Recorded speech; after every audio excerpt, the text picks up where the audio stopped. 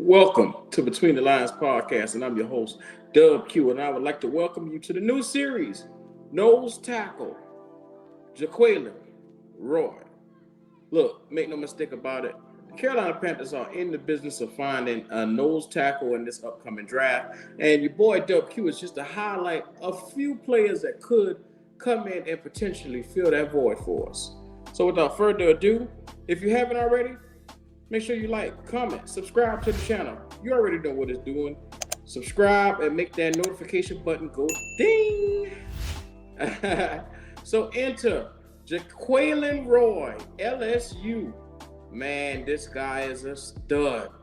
Hailing at 6'2", 315 pounds, the former 4-star recruit, the sophomore, hailing from Baton Rouge, man. This guy spent his first 2 seasons in the rotation with Neil Farrell Jr. and now has a chance. He had his chance to shine this year as a starter, and he had solid flashes showing that he could possibly take it to the next level and hit the NFL. So now the tools has been put together. This guy had a good amount of improvement from last year to this year. To me, he's probably one of the best athletes in this entire class, man, because of his frame. Now, some of the pros with this guy is just his size. You know, he has some wheels to the game, his capacity, the stunt, the work around between the tackles. This guy, hey, make no mistake about it, he made your boy Dub Q smile just now, man. So, look, he has great upper body strength. He will be above average in the position group. He has a stout lower body, as well as he uses it pretty good to generate power, whether that being to penetrate or compress the offensive line. He also knows how to recover from the loss, so he's a great tackler, solid run defender. He has the ability to be a solid gap defender as well. Controlling those gaps are the main jobs for a defensive tackle, to be able to allow the linebacker to flow from gap to gap, from sideline to sideline. And this guy is very good at it. Now, one of the things that you can look at him and say a con is his first step, his ability to get to the play. Well, he can deduce it, but getting to it first with that initial quick first step is not always there at times. He's raw when it comes to double teams. He has to learn how to beat double teams because he really never faced double teams mostly this year and last year. His hands could be better.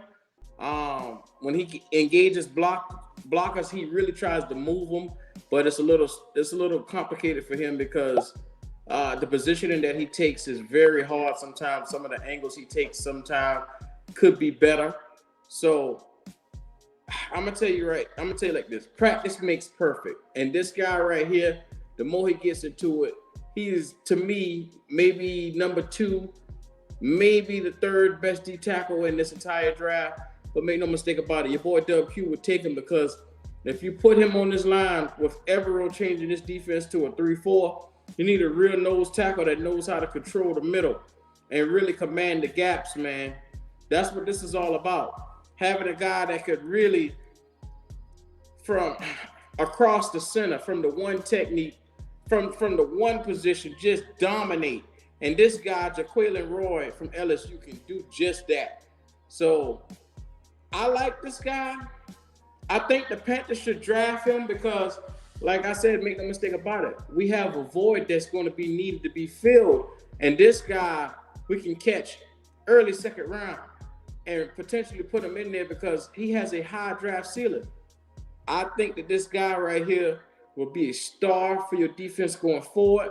You pair him alongside Derek Brown as well as Brian Burns, and it's just the beginning of a youth movement here in Carolina. I like the pick. I hope that we choose him. I just broke down some of the pros and the cons of this guy, so hopefully you guys enjoy this. If not, man, look, I got more. This is just the first of the series. Welcome to Between the Lines Podcast, man. I just gave you Jaquelin Roy.